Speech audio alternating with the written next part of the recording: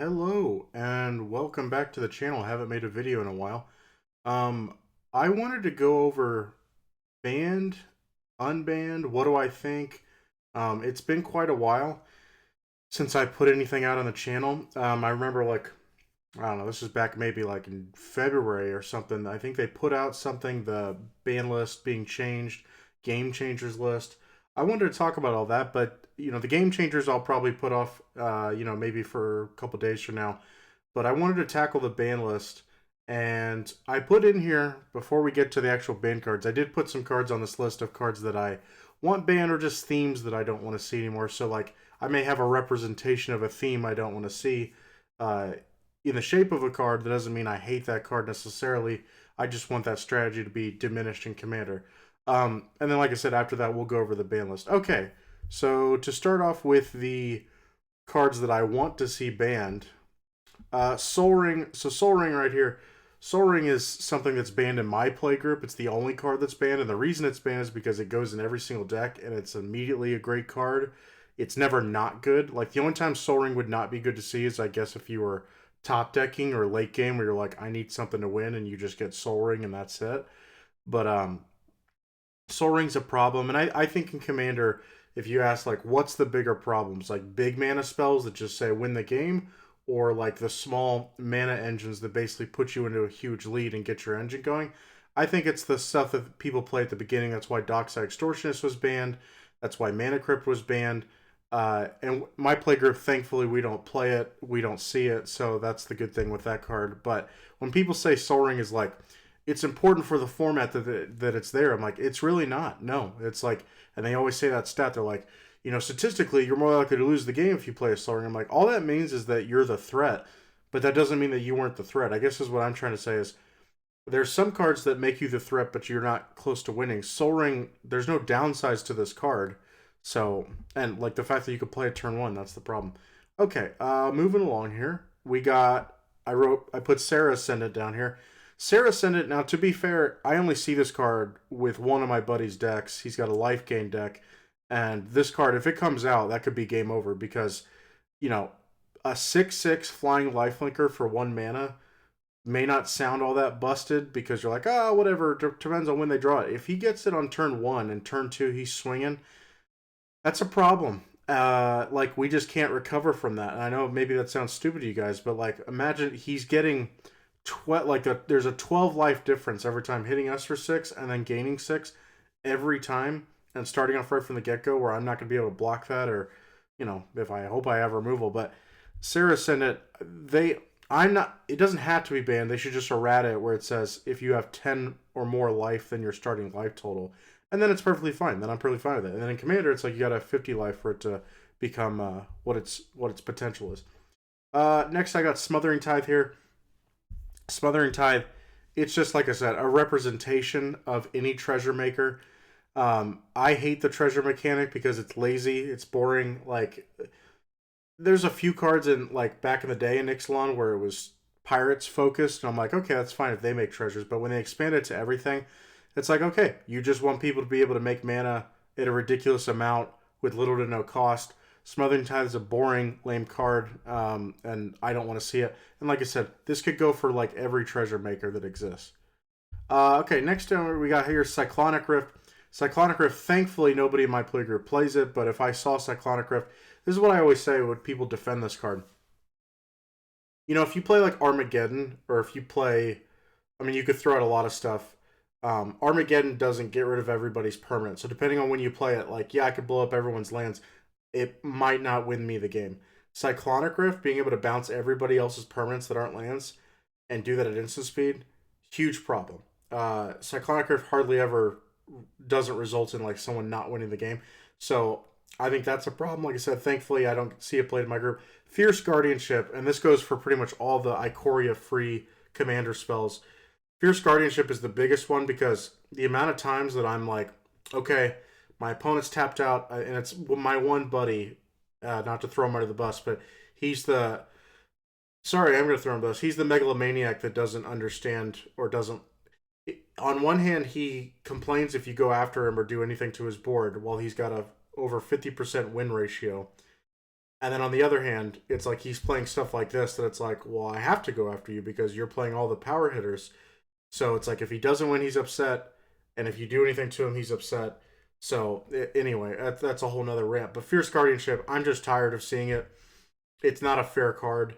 Like some people don't like Force of Will. Force of Will, I could at least say, okay, if you're not running mono blue, Force of Will is a little bit harder to pull off the free counterspell because you got to exile a blue card out of your hand, cost you something else. The Fierce Guardianship doesn't cost you anything. Oh, you have to have your commander out. Like, okay, well, the only way they're going to cast this is with the commander out. It's not that hard. Because as soon as the commander is out there, boom, now you got free protection for it. So, yeah, I hate the card. And like I said, that pretty much goes for all the ones that are free from Ikoria. Like Deflecting Swat, I was going to say that was the second one. But really, Deadly Rollick I see more often than I see Deflecting Swat. Deadly Rollick is another problem, but at least that's just one creature. Okay, and then lastly, I put on here Rite of Replication. This basically goes for any copy spells. Copies are my least favorite thing in Magic. I'm never going to be impressed if you win because you made a bunch of copies of a card. Not even close. Like, it's so lame to me. Like, the amount of advantage you get. People act like, oh, it's not a big deal, just making a copy of one card. It's like, all these cards are powerful. When you're able to make 5 copies of it, yeah, you're probably going to win the game. Congratulations. Clap, clap, clap. I think, Magic and its roots and it's one of the greatest games ever made, if not the greatest game ever made. The one thing that it should not hang its hat on of like, oh, this is what makes Magic unique and good. Making copies is not cool. It's not unique. Like I said, tokens are there to be replicated. Like, that's kind of why they're tokens, because they're normally so weak or harder to get out that it's like, if you can make extra copies of it, it's like, okay, whatever, it's part of your army. But to be able to say like, okay, I'm going to burn you guys for 10 damage, but I'll do, Rite of Replication, or I'll make, 5 copies of that card, then everybody's dead. It's just not impressive. It's too easy. They made it too easy. Okay, that's it for like kind of my cards that I want to be banned. Now let's talk about the ban list. So I can do this one of two ways. I can go through every card, I suppose, or I could really just give you guys, maybe my top 5 cards that I would like to come off the list, and then give you my reasoning, and then I could also do a few honorable mentions. And when I say honorable mentions, these are cards that I don't think quite warrant coming off the list over some of these other ones, but I'd still guilty pleasure like to see them come off. I mean, we can kind of go through these, I guess, a little bit. Golos, I'm not a big fan of 5-color commanders or 5-color in general, so Golos is just kind of a boring card. As soon as you see Josh Lee Kwai on game nights like abuse a card, you'd probably be like, yeah, that should probably go. Because he's, like my friend Brendan, not the type that's going to pick something that's just like, oh, that's kind of a cool strategy. Okay, let's see if you can make that work. All right, we got the artifacts here. Black Lotus. Black Lotus doesn't need to be said. Chaos Orb. Chaos Orb, I know why they have it banned. They say like dexterity issues, and it's also just kind of a weird card. That's fine. I mean, I get it. Jeweled Lotus, this card should never be made. It sucks that it took them, a couple years to finally accept that and understand that, but glad it's gone.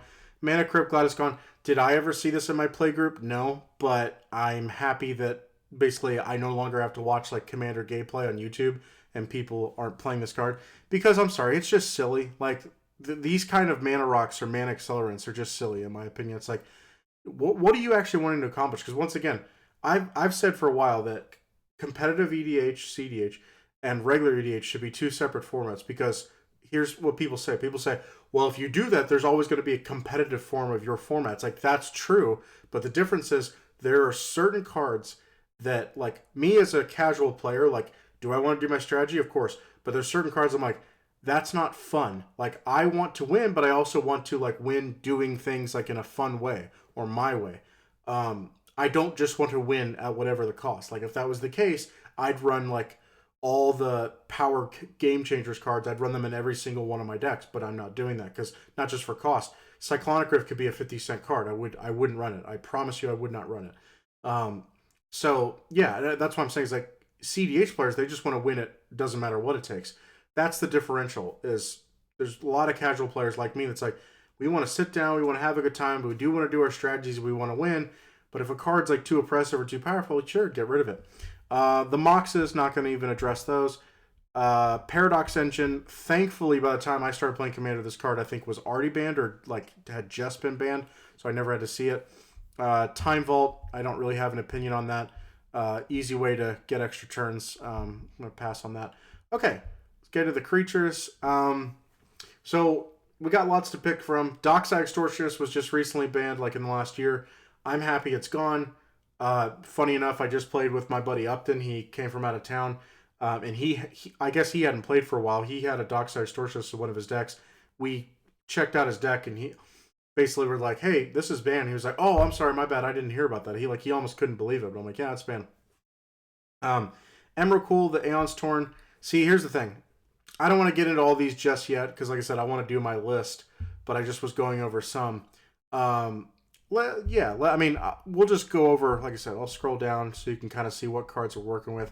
I'll get rid of the cards that I already mentioned that I said I am not a fan of. Like I said, out of all the ones that I named, like Cyclonic Rift might be the one that I'm tired of seeing the most, like on Commander gameplay, like on YouTube and stuff.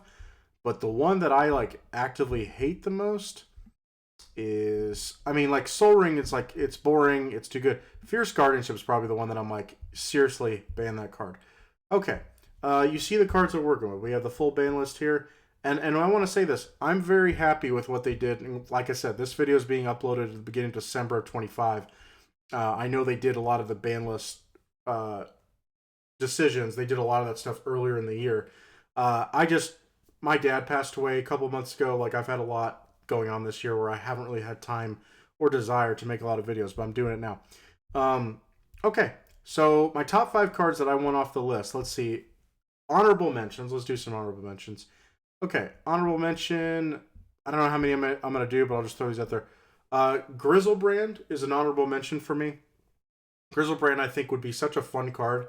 I have like 2 decks right now that I know for a fact I put it in. I have a mono black deck, and then I also have a Kalia deck that I'm like, oh, it'd be great to have in there. To me, he seems like a fun card, while I also acknowledge he would be a broken card in some ways, of just being like, oh, I have the life, I'm just going to keep going and draw my whole deck out, kind of a thing. I get it. He's also 8 mana. I'm not saying you can't cheat him out. Of course you can. I just think we have other cards that do win you the game that are not fun. Like I said, I'm trying to think of an example in black, because most of the time I think black, when it is doing a win condition, it is kind of fun. Okay, next one on the honorable mentions, I'm going to have to go with Primeval Titan here. Primetime, while I don't think it makes the cut of being able to come off, like I said, in the top 5, I think there's 5 other cards that are definitely more deserving to come off. I think Primeval Titan, I would selfishly like to have it back because I just want to see all the Titans again. Do I know how good it would be? Of course I do. Like, I don't run non-basics because I'm Mr. Basic. But anyone could run, like we talked about, or anyone can talk about, like, you could pick the most powerful non-basic lands, Gaia's Cradle, whatever else you wanted. And, like, you know, it could be a problem because they could just search them right out. I get all that. I get how you could just flicker Primeval Titan or get him to attack multiple times. I get it. I still think, like, there's certain cards that I'm like, you should be a problem in the format in a way, like, you deserve to exist. And because it's Commander, it's like you only have to see it one time. Yes, someone could bring it back, whatever. But I think Primeval Titan, when I say it's fine, it would be a problem in a way, but it'd be a good problem. Like, most people, I don't get... Like Yu-Gi-Oh!, if I'm using like a reference, I remember Yu-Gi-Oh! Underground. They talked about it. Kasami and Spidey. This is a shout out to them. But I remember they talked about Monster Reborn. They're like, Monster Reborn shouldn't deserve to be banned. Is it a powerful card? Can it be abused? Of course it can. But they're like, people are okay. Like, if you lose to a Monster Reborn, people are like, yeah, it's Monster Reborn. Like, okay, I get it.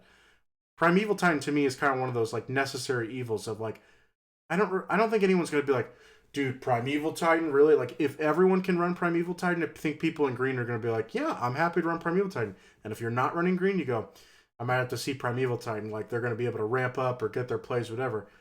That might invite people to play more land destruction, so I'd kind of be okay with it. Okay. Yawgmoth's Bargain would be kind of interesting. Do I think it'd be broken? Yes or no? I mean, like 6 mana for an enchantment, skip your draw step, pay 1 life, draw a card.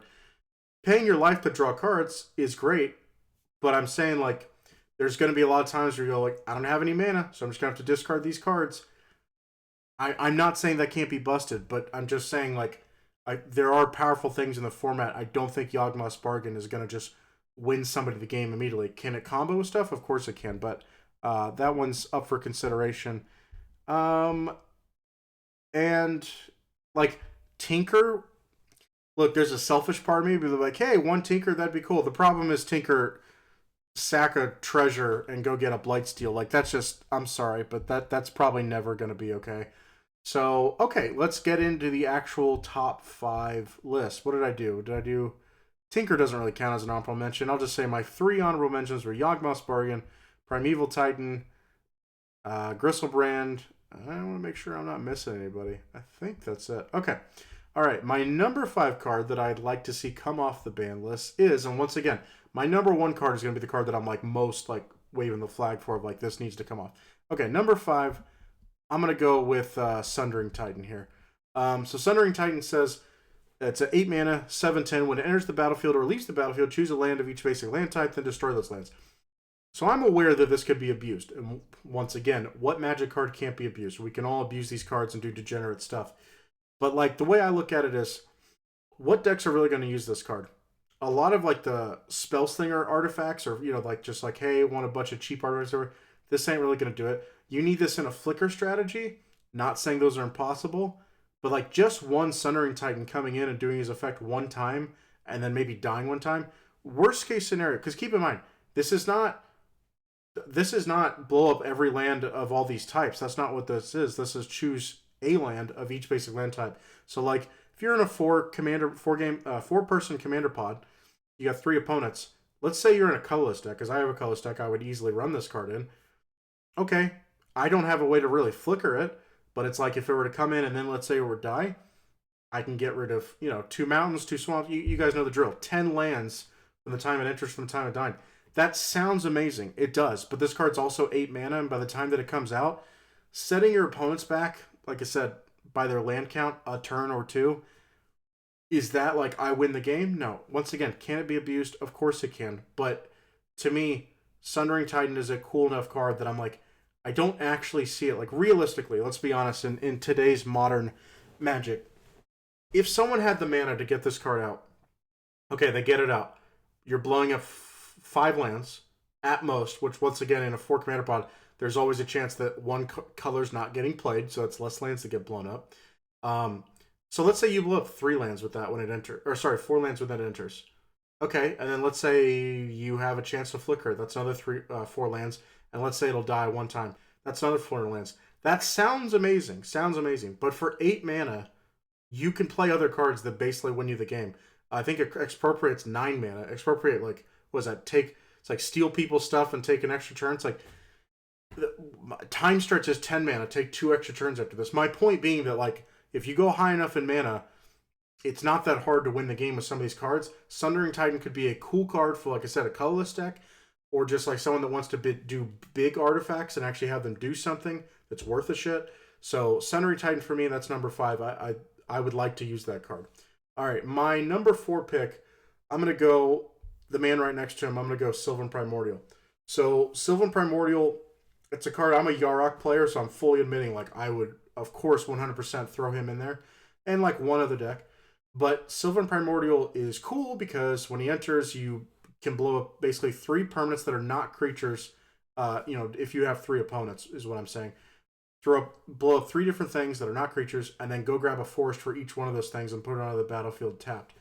So, awesome effect. My point, once again, is like Crater Hoof is 8 mana. That's actually going to win you the game. Is Sylvan Primordial going to win you the game by itself? No. You need to flicker it. And even if you flicker it like one more time, could you like devastate someone's board? Yes. We already have one-sided board wipes. This is another thing that bothers me. It's like we already have that. And this is not even doing that. You could say, well, it's on a body. It's a 6/8 with reach. This is not something that just says, I come in, I'm a 40/40 because of all these other things, and I'm just going to wipe you out. Like, that's not what Sylvan Primordial does. In my opinion, this card should not be banned. When people talk about, like, oh, what about the advantage you're getting every time you do this effect? It's like, that's cool. The lands come in tapped. If Sylvan Primordial was like a 3 or 4 mana card, I'd be like, yes, that absolutely could never see the light of day again. 7 mana, we have worse things in this format, in my opinion. Like, is it worse to see a Sylvan Primordial, or is it worse to see Old Gnawbone, where you're like, hey, anytime any of my creatures deal damage, I just make that many treasures? Which one is the bigger disparity in resources? That's my point. You say Sylvan Primordial popping stuff only when it enters. Can you flicker it? Of course you can. Can you double up on the ETBs? Of course you can. But that all requires setup. Also, setup that people would see coming, where they're like, I see that, I have time to respond. I see that, I have time to respond. We already have other stuff. Like I said, in a world where like you can die by I copy X spell to do X damage and kill you, or make a zillion copies of something, I'm like, come on. Sylvan Primordial, not that bad compared to some other things. All right, my number 3 pick is... Dun, dun, dun. Where you at? All right, down here. Number 3 pick is Biorhythm.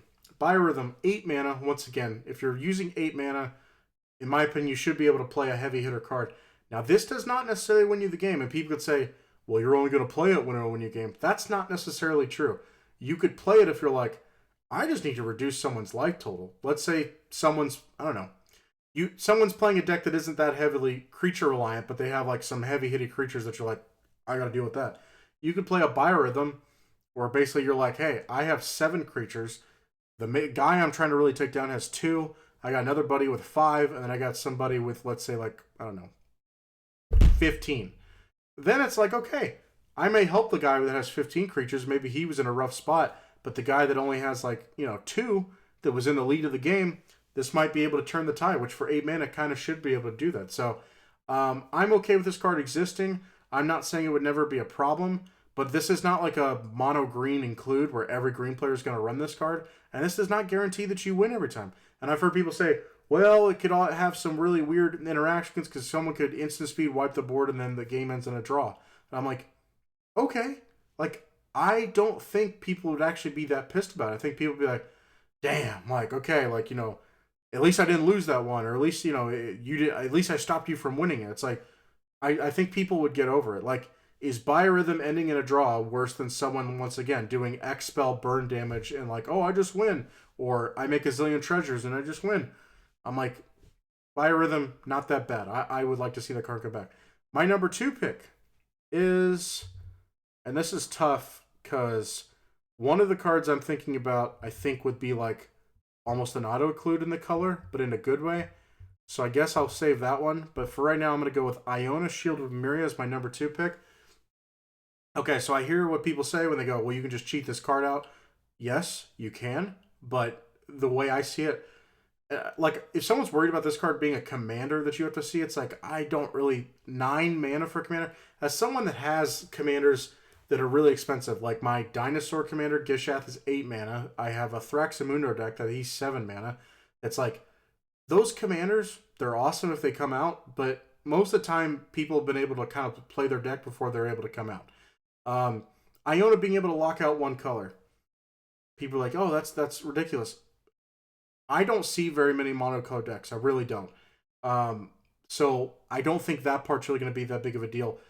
If someone was running a 2-color deck, being able to lock out 1 color, yes. But once again, for 9 mana, I can play an Expropriate, which basically guarantees me that I'm going to win the game or get it to a state where like they're not going to be able to come back from. Then I win the following turn after my extra turn.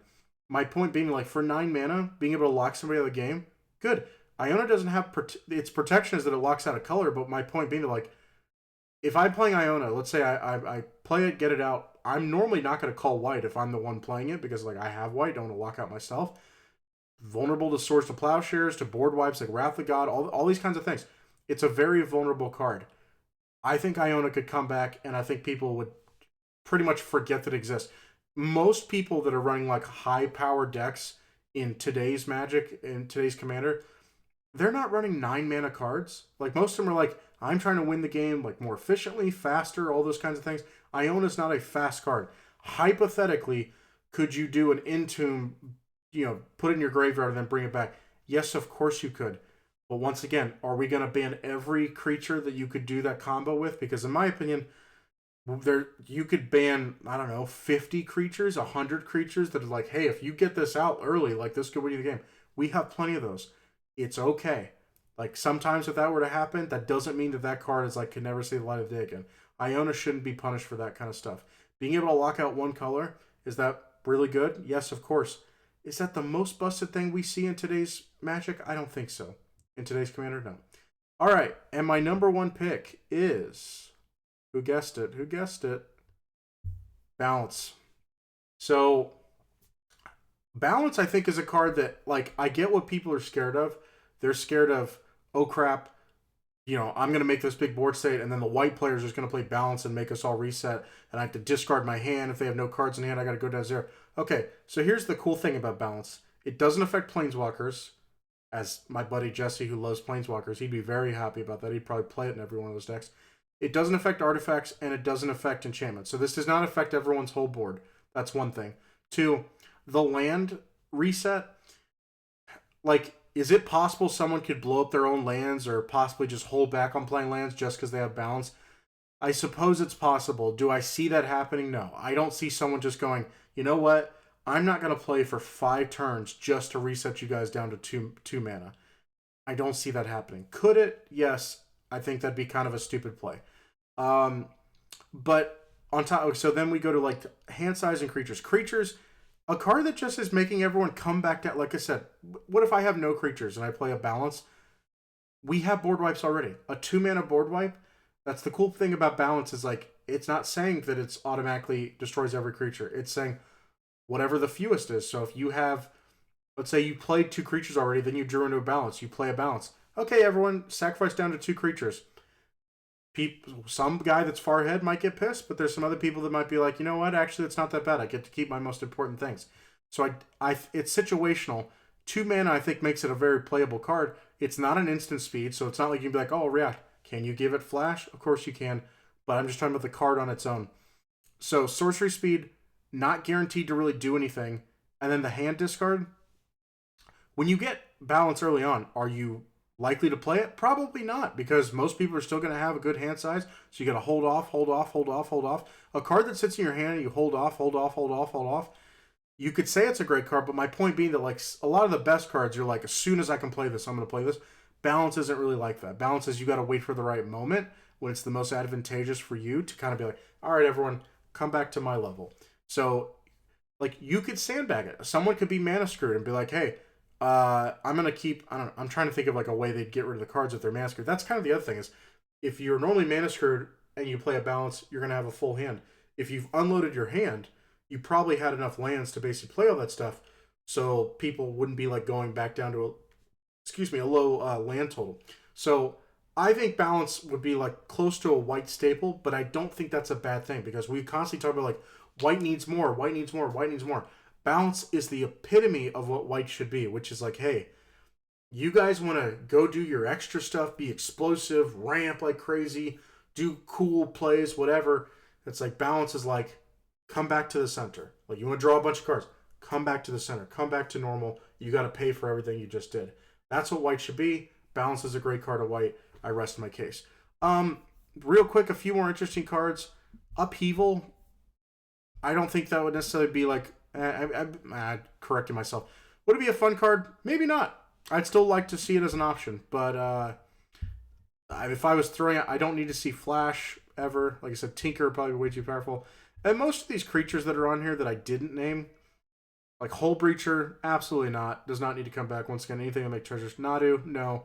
Prophet of Krufix, you know, a part of text that people miss with Prophet of Krufix because they say, it's just like Seaboard Muse and like, you know, Vidalca and Ori thrown together. Not true. Only gives your creature cards flash, not everything else. Small difference, I know, but being able to not cast sorceries at instant speed or artifacts at instant speed or enchantments at instant speed does matter a little bit. So, but I still don't think Prophet of Krufix can come back. Like I said, Emrakul, the Aeon's Torn, hell no. Like, I love Eldrazi, but even me, I'm like, there's no way. I would not want to see that card. Paradox Engine, no. Okay, so that does it for this video. I hope you guys enjoyed it. Yeah, let me know what you guys think. And I don't know when I'm coming at you with another video. Maybe I'll do some deck profiles. But yeah, that's it for now. I'll see you on the next one.